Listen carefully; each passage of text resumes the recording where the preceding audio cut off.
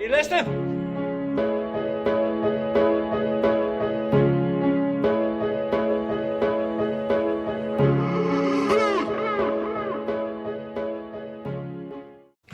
Welcome, folks, to the Craic'n Coachin MiniPod.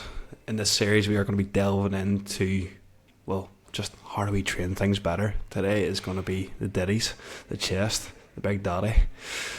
That's what we're going for today, Emmet. Yes, sir, the milkers.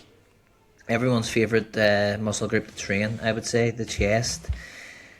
But are you training it properly? That's what we're going to look at across this episode. That's the question. You know, have you got the double Ds hanging out of your t-shirt? Can you see them through the baggy hoodie? You know, are you doing it well enough? Are you pressing very heavy dumbbells but lacking in regards to development? Does your level of strength or the weight that you're lifting reflect on your level of muscularity? If not, then something's off, and we're going to dive into what that may be. I think that's going to be the common case across all these, Emmet, isn't it? It's the big difference between strength training and hypertrophy. As much as there is a caveat, there's a carryover. Some people go out of their way to delve down the wrong street a wee bit too much sometimes. And I think it's always the argument we're going to make in this, is that there's two extremes and we need to be in the middle.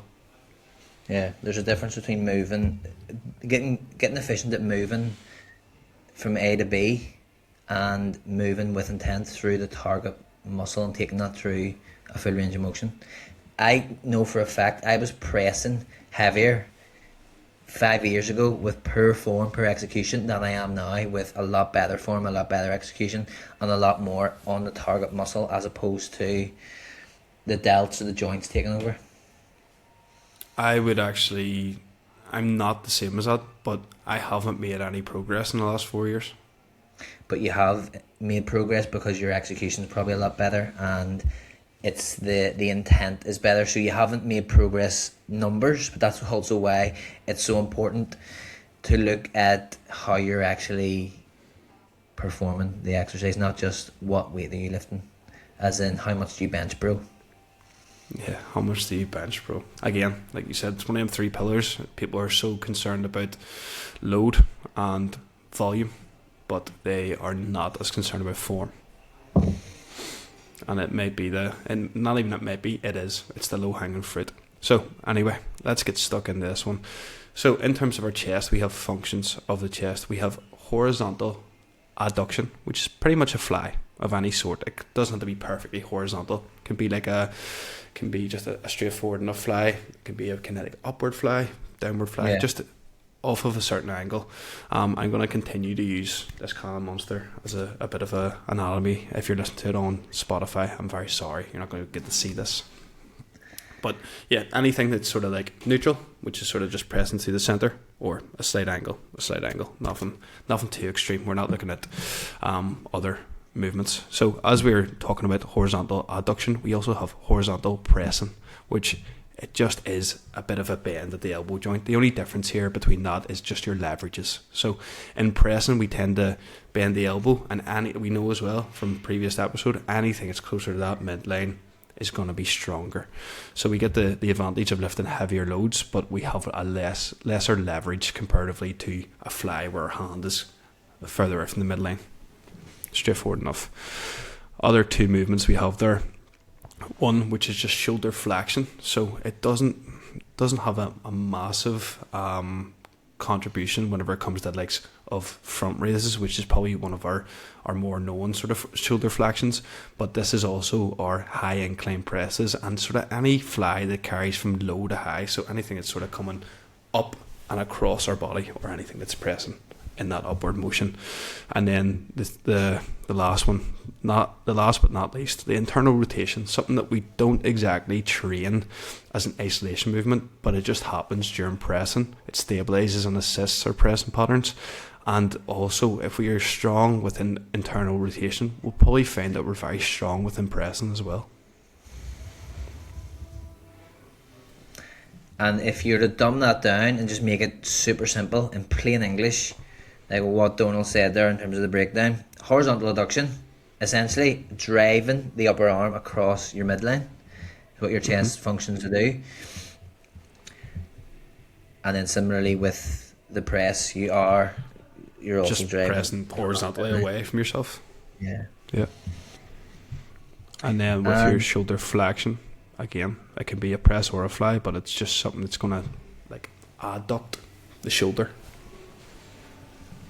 So yeah, so like your press movements will cover a lot of deltas. You'll get a lot of delts through any of your press movements as well, won't you? Which is why you might see a lot of people with dominant delts as opposed to chest, but it's maybe because of how their intent through actually training the pec isn't as good, and maybe the shoulder can take over there as well. Yeah, definitely. Whenever we sort of are we jumping into common problems right away, Emmet? We have actually wrote a tiny bit of a... We could go common mistakes right off the bat, because there are plenty of them. When it comes to pressing, for me would be... Will we go one for one? Yeah, I would say one would be bouncing and using a lot of momentum, especially when it's a free weight movement like a dumbbell press. Letting it bounce off the bottom and shooting up from, as opposed to like lifting with the pecs.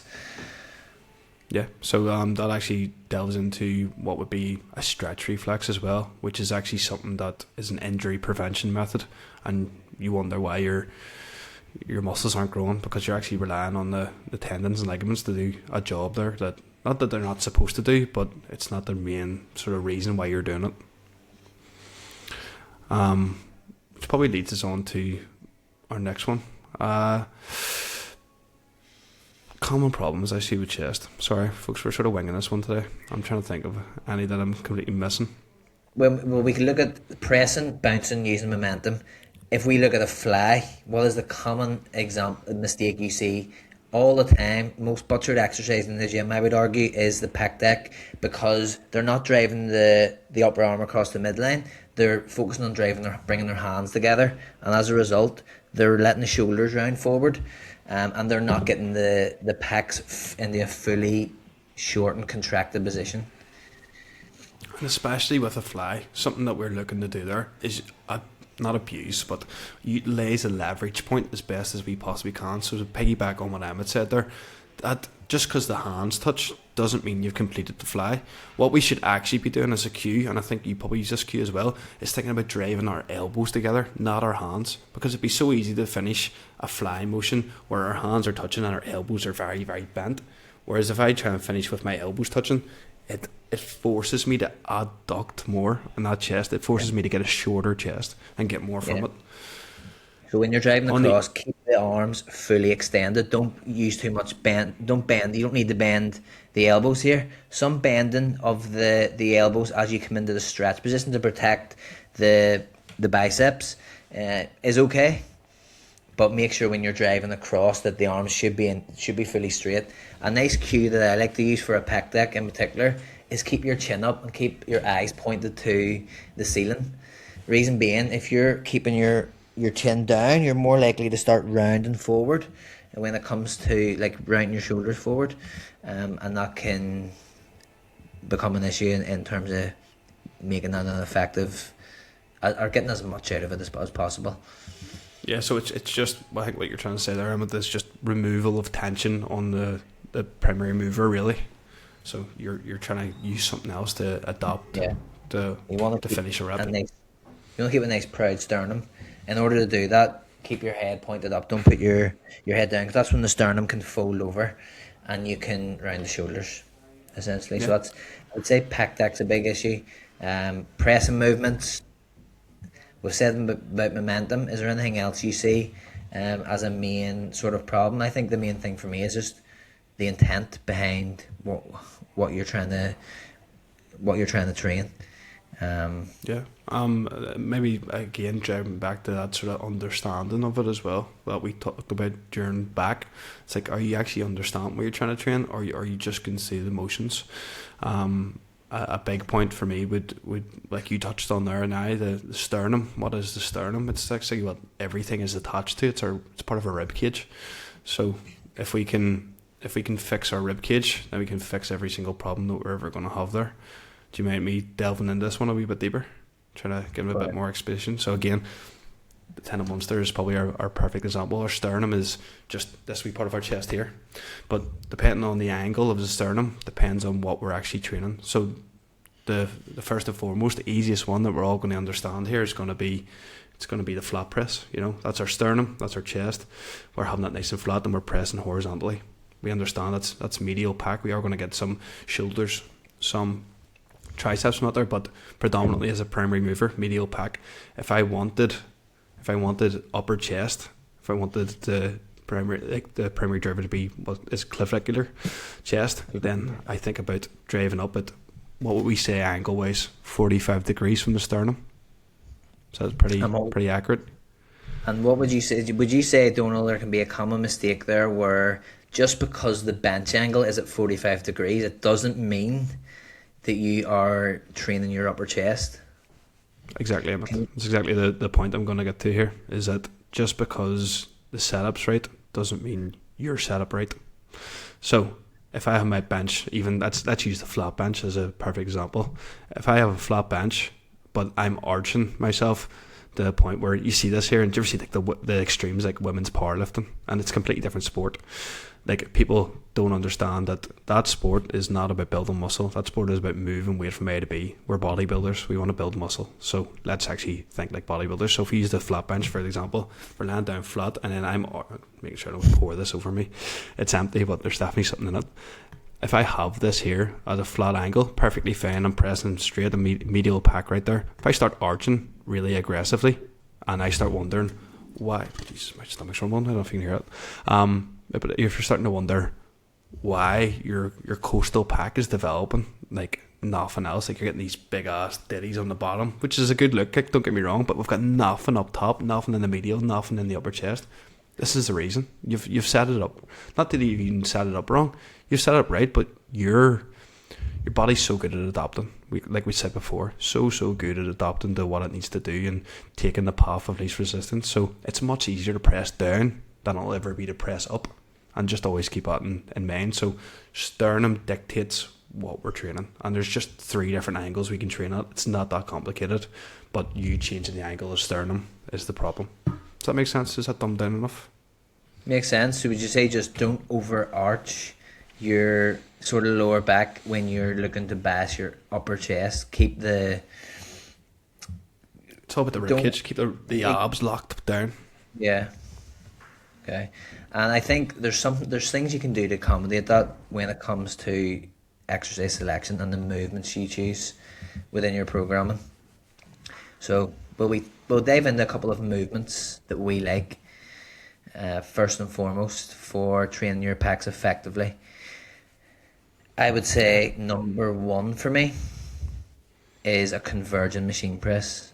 So a machine where it converges, which just means that it comes together at the top. You're able to bring and drive those biceps, drive the upper arm across the midline a bit more, so you can take the pecs through a larger range of motion.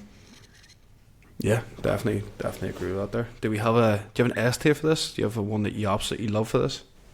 I really like the prime incline press. Okay. I think the pin loaded one is actually a bit better than the plate loaded, just in terms of how it feels. It's a bit smoother, but they would be both 2 of the favorite ones I have. I also really like the Nautilus high, like it's a higher incline press, and the Nautilus Nitro, old school. Does that converge? I think it does. Yeah, it converges quite nicely, and it works in a nice. It follows a nice resistance profile, so it's a bit heavier in the stretch, and that's another good thing. You want to accommodate. You want the strength curve of the exercise to accommodate the strength curve of the muscle, in terms of the resistance profile. So when it comes to chest, you're stronger at the bottom in the lengthen range. So if the exercise is heavier in the lengthen range and drops off towards the shorten range as you get weaker, that's you're training in a more congruent then path, which is why I like the prime, because you can manipulate the resistance profile to accommodate for that. Was that me or was that you? That was you. Never heard that. It was just It was just a tick that like what I said there. It agreed. Yeah, yeah. Um, yeah, I absolutely love a cable for any sort of pressing, especially converging. And not just a normal cable, not those really wide cables that we see set up. It's actually like what would be like a short stack cable press where they're quite in tight to each other, because we find when we set the bench far enough out and we get the right angle there, converging just feels gorgeous. And the reason behind it is because we can set it up differently for everybody. The angle can be different. The height can be different. The distance that you're out from the cable can be different. So I think it ticks all the boxes. I think a good cable stack is all you need really for training chest, and that goes for flat and incline for converging. I would agree. I would say for me, if I'm programming, incline press, converging ideally, and then if we're picking a flat press, I love a cable stack, flat D handle, chest press, really really good. You will feel that in your chest. You can take it through a full range of motion. There's a nice even resistance curve. The thing I really like about the cable press as well is it does challenge the stability a bit, which you can look. There's a greater stability demand. You can look at that as a negative, but it's actually a positive because it forces you to really control that change direction, that eccentric. It forces you to make sure that you're in control throughout the entire range, which can transfer then into your other pressing movements. You understand that controlling the eccentric then, because I think the cable does a good job of forcing you to do that. Yeah, it does something massive that our free weights doesn't do, which again, like you said, just keeping that constant tension on the muscle. We're not fighting that drop off whenever the arm's straight. The reason that we find that there is because the cable's always pulling, whereas whenever you get this straight arm position and we've stacked the wrist, the elbow and the shoulder on top of each other, there's no resistance there. We've found a stalemate, a point where we can just sort of stay there for as long as we want. And that's probably the hardest part with any sort of free weight movement, is that you can just sort of stay at the top. You can find a rest point. Whereas if you've done a strong enough cable press, you'll realise trying to rest at that very top point can be quite difficult because you're constantly being pulled outward. Donald, do you think there is still merit in performing free weight movements when it comes to training your chest? Yeah, so like let's talk about that. From a point of view for like being optimal, we would definitely argue that we could get everything we possibly need out of that cable, but there is just something about having a bit of fun. Like how much can you bench pro? Really? Yeah. Is it more enjoyable to perform an incline dumbbell press and chase sort of really challenge yourself to be able to touch new load, as opposed to a cable press, which I love a cable press, do not get me wrong, but there's definitely something to be said for the enjoyment factor of having a free weight press in your plan. It does a really great job of converging as well, because you have almost free reign of the hands, so you can almost dictate the path of motion a bit better, and you can converge the chest. It's very heavy in the lengthen range with the resistance profile of the dumbbells and gravity pulling you down. So I think a dumbbell press is an S tier movement. I think it's an excellent one that I would commonly have in a lot of programs, and not because it's necessarily optimal from a resistance profile perspective, but if you actually look at the wider scope, having the ability, the dumbbell press, having the ability to externally stabilize is a good thing to have. Yeah, and it'll carry over to every other exercise that you're doing as well. Another big thing, even though the cable stacks are free moving, they're also not a free weight. Like they are going to, and somewhat dictate some sort of stability of like having to move in a certain pathway. They're always pulling down, whereas with dumbbells they are completely free moving. There's things that you can do there that you're going to have to be more aware of. So it's going to actually increase your ability to press, increase your skill. It's going to add more skills to the tank, really. More things that you can pull from, and yeah, they're just fun, aren't they? Like, I Yeah, absolutely love. I think there's people definitely out when they program a dumbbell press, they look forward to that movement a lot more, and they can get themselves up for it more than the more optimal maybe variations. Although the other, I would say having a blend and a range of everything, probably makes up a good program. I think it's also accessibility. You know, we always think about this when we're coaching. Do you have access to that there? Also, can you be the guy, like are you like me, where maybe you own like a wee bit of a gym and you've got the cable stack and you can stay on that cable stack for as many sets as you possibly want? If I'm sitting in pure gym and there's some guy eyeing me out because I'm changing the angle of the cable every 3 sets to work a different part of my chest, he's not going to be too happy. So. Yeah, very true. Would you say, again, working through maybe a higher incline, is a good choice? For example, like shoulder dominant presses, or would you program them often, or do you think you get enough dealt through pressing through any plane in general? Yeah, so I think this is the common problem, isn't it, with programming? It's like there's some exercises that have been deemed unnecessary now. You know, people don't have front raises in their program anymore. People don't have shoulder presses in their program anymore because, I'm getting enough volume through X, Y, Z. My thoughts on it, I have them in place mainly out of a point of view for like almost preparation, like physio work, things that just keep the function of the joint, keep the function of the scapula like working as well, keeping things oiled, really, like an MOT. So I'm making sure that I can perform every single movement pattern that I need to perform. And it's little be said whenever you first start the gym, but whenever you're rocking the injuries I am, you kind of need that work in place. You know, you need to be able to work in your isolated holds. You need to be able to work into movement patterns that you don't really get to use, and also inherently it's going to benefit other ones. So having like a neutral grip overhead press in there that is dominantly shoulders is actually going to be quite helpful for, let's say you have a lot of volume on your lats, inherently stretching the lats. So you're programming things there for meathead mobility is what I love to call it. I like that. And another thing you touched on, accessibility. So you don't want to spend too much time at a cable stack, for example, or you haven't got a converging machine press. Is that where we turn to more free weight movements? And even if we meet in the middle there, I think a Smith machine, although it doesn't converge, more stable than your free weight pressing.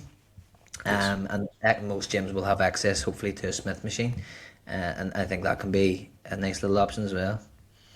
Definitely. Like, it is just down to, again, what you have access to. You can make it work. I trained in a shed for 8 months and I still made my chest grow.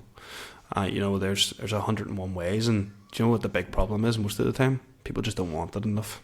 You need to find a way. You know, we're not looking for problems here, we're looking for solutions. Yeah, you can make it work with the bare bones, as long as you apply the principles of, again, effort overrules all. We can go down to maybe a bit of a tangent here, talking about what's optimal and what's an S tier movement, but at the end of the day, it all works. Why does it all work? Because if we apply effort, if we apply tension through the muscle, and we're accurate in training the muscle, and we progress it over time, then we're going to grow. Yeah, that's it. Stimulus is going to be the driving factor for everything. So can you stimulate that muscle correctly? But again, I would say effort rules all there. Like if you apply enough effort, you apply that effort with intent. Doesn't matter what equipment you have access to. Hopefully you have access to at least a Smith machine, at least some free weights. And as Donal said, you can get very far with just using a cable for your chest. One thing I would like to touch on when it comes to programming is, if you are deep into diet phase, I think there's a merit there in maybe removing some of the, as enjoyable as they are, the free weight movements, because of the external stability that is required there. Becomes more challenging. You have less leverage to actually get arguably as much out of that movement. That's when I would maybe replace that for a more stable pattern, that's going to keep you safer, especially if you're deep into that. That's maybe when I would look at removing some of the externally, like movements that require more external stability, for a more to create a more stable environment. Yeah, I think the reasoning behind this here is that most people describe it as like, your joints and ligaments, tendons, your ability to recover really. It comes down to like that protective sort of tissue around there too. But personally, I actually don't believe this here. I think it's just more down to your ability, like you said, bring intent into the session, and also just have a clear path of what you need to do. You get so much more tired, so much more lethargic. You don't really want to be there. You're just trying to get in and out, and it becomes so much easier to injure yourself. So I don't think it's always down to your inability to correctly lift something, or not your inability to be able to hold something, because you've been lifting it the whole way through a prep. Your body is used to that. That's been stimulated to do it. You know, it's ready for it. It's whether or not you're actually locked into the set is the big problem, in my opinion. Yeah, I think as well though, when it comes into a diet phase, another problem can be being too obsessed or attached to the load that you were lifting. Maybe there comes a point when it comes to a free weight press where you can't lift that load anymore, like towards the back end maybe of a diet phase, where you just maybe you're not getting as much out of it, and you would do better by decreasing the weight slightly. It's worth considering too. You're going to weigh a lot less, so even if you have to take a 2.5 regression pound for pound, you might still be stronger. Yeah, definitely. And you're generally as well, like as much as you want to beat the logbook, that in the back end of a diet phase can become very difficult and also psychologically taxing. So the trade-off for a different exercise that you're still getting good stimulus for, and also remember, like you said, you're getting lighter. And our big thing here is your rib cage is shrinking. Your ability to make that broad, make that stretch is actually quite hard, and you might find that certain exercises at the start of the diet phase that didn't feel amazing, that you didn't really fit into, that didn't have a great range of motion, maybe they do now. So give them a go, give them a try. And it's another massive point that I probably missed there, is that whenever the sternum's in place, like make sure you're abusing I keep saying the word abusing. Make sure we're utilising the rib cage to its utmost. The rib cage, again, everything's attached to it. Our chest's origin point is at the centre of the sternum, the rib cage here. The insertion point is coming into the sort of upper arm here in the shoulder. If we can make that longer, bigger, if we can make that stretch more, we're going to get more from it. So deep breaths, bigger rib cage, and again, as we are getting leaner, that becomes harder. We actually have a lot less surface area, a lot less ability to expand. Your organs and stuff, just everything sort of shrinks down, nice and tiny. I don't know if you experienced that in a diet, have you? Yeah, no, I understand. Yeah, I understand what you're saying there. I just seen the extremes of it, where like I went from, like, especially whenever you're wearing like a lifting belt or something, like you're seeing the notches going down really fast, and it's not just your waist, it's actually the rib cage shortening. Yeah, probably I haven't seen it to the degree because I haven't pushed it as hard as you. Maybe I'll experience that firsthand a bit more probably next year. You've used that word a few times, abusing. I would say resistance training is abusing the body in the best way possible. Abuse through self-care, through lifting some heavy load. But speaking of abusing weight, and I think this is where this comes down to, rather than maybe when I was speaking about the inability to externally stabilize deep into the diet phase when it comes to free weight movements, is the reason that maybe happens quickly is because you've abused the weight in a gaining phase by using the leverage more, and because at the end of the day, body weight moves weight. So weight moves weight, and if you're heavier and you're actually not lifting with intent through the chest, and you're capitalizing on the fact you're a bit heavier, and your pressing then isn't coming through intent, it's not building your pecs, that will show right away when you move into that phase, and when you no longer have that leverage. So if your strength drops off in the free weight movement, when you transition into that phase, your pressing probably wasn't strong enough in terms of an execution standpoint when you were in the gaining phase. Yeah, I definitely agree there. A perfect example for that there for me, and it wasn't a press, but it was actually my deadlift through prep. At one point it just stopped moving, but that didn't like deter me from continuously doing it. I knew if I was matching, then it was more, because again, like you said, pound for pound. So I think it capped at like 190 for 9 or 10 reps, And I just decided to call it there and be like, okay, I'll just keep running this every week, and I'll try my best not to lose rep. That's why I think as well, there's definitely merit in resetting load from time to time. If you have, because we all do it, we all try and beat the logbook and chase progressions through adding more load. But if we've done that and we're lifting not within our means, then it's okay to reset. And then but when you do reset, you're resetting from a higher sort of standpoint. Higher standard. Yeah. Will we bang through S tier movements and then call it a day? Because I have to make it for a seminar here and need to be done in the next, hopefully, 5 minutes. And you've got a race defrosting. Why don't we quickly go through an example session you would program when it comes to an upper session or a push session when it comes to your chest movements? Okay. Want me to go first? Yeah. Yeah, so 3 sets of 3 on bench press, and that's it. Done. My joke. I always start with abs, doesn't matter what the fuck I'm doing, just to basically get some movement in or in the spine. Again, meathead mobility, plus who doesn't want better abs? I'm going to quickly fire through this one. I do always have some sort of side raiser just to get the shoulder joint moving as best as I can, and then even though I know it takes away from my pressing ability, I do have a fly in there. Again, meathead mobility, being able to get that full range of motion at the very start and utilise that to the best of its ability, because our fly motions just are nowhere near as strong either as our pressing ones. So I feel like it doesn't take much away from my pressing in general. So I would go for abs, side raise, a fly, and then I would get stuck into the meat and bones.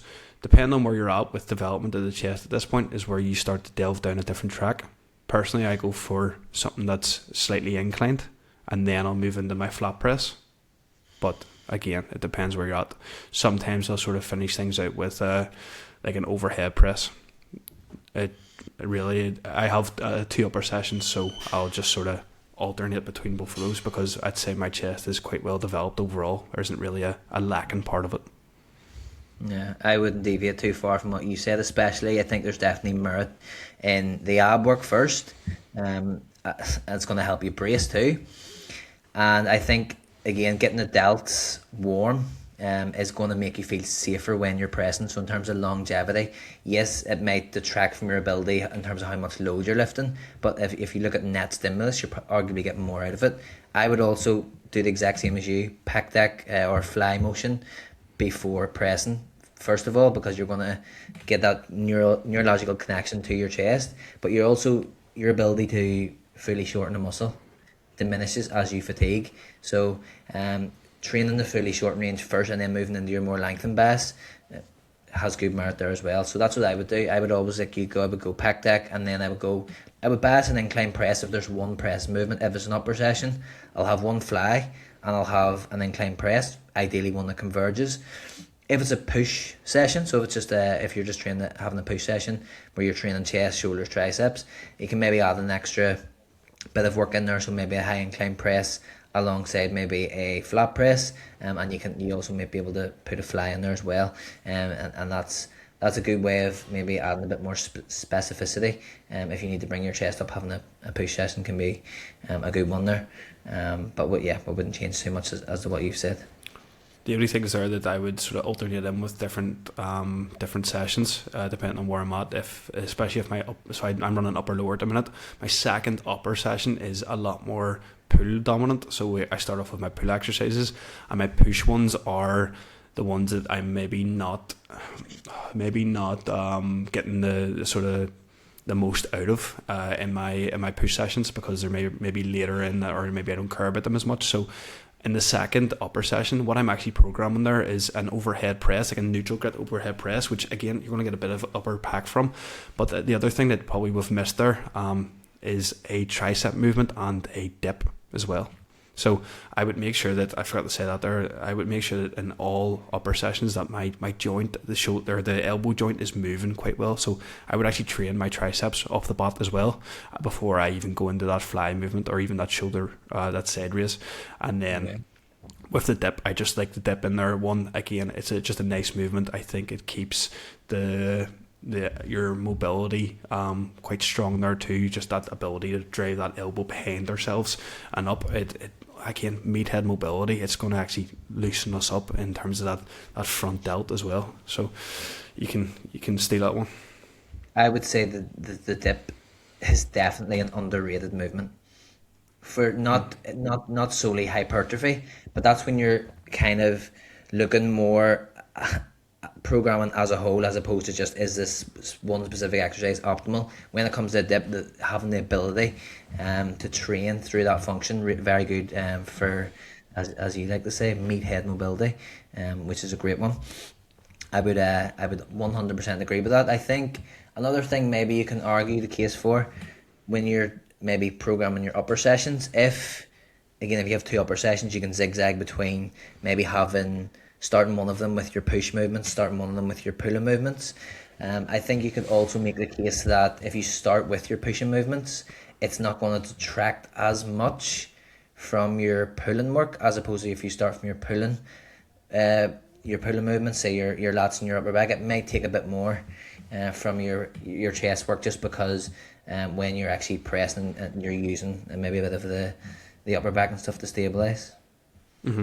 Yeah, definitely agree. So maybe it is maybe it's something I've done inadvertently without even realising, but maybe not putting those heavy presses in place alongside my pulling movements is a good idea, you know.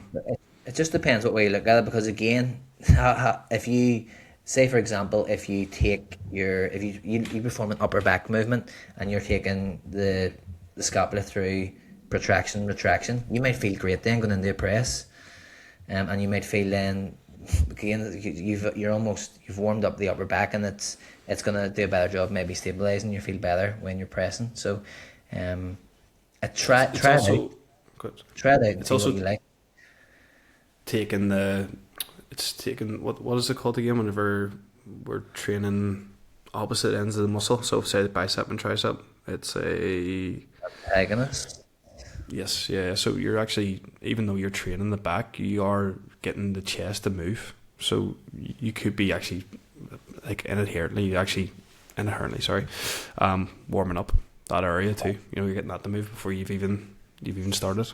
And it's the same again with like even the ab movements. You know, yes, we're training the abs, but it's also training you to understand the awareness of the spine, where things are at, and even where the sternum's at, so that when we go into training chest, it's gonna benefit, isn't it? But I think that's all I have time for today, Emmet. Fair, mate. Absolutely spot on. No worries at all. Do you want to give us an outro? Meathead mobility when you're programming is an important consideration to make. Something I've never thought about, but definitely gonna steal that one on you. Definitely take it. Everyone take it. Start using it. Put it on a t-shirt. Sell it. Give me part of the money. That'd be great. But yes, folks, have an absolutely great day, and I will speak to you all soon. Emmet, slán go fóill. Slán go fóill, Macara. Pleasure as always. See you, brother. Bye. Speak to you soon.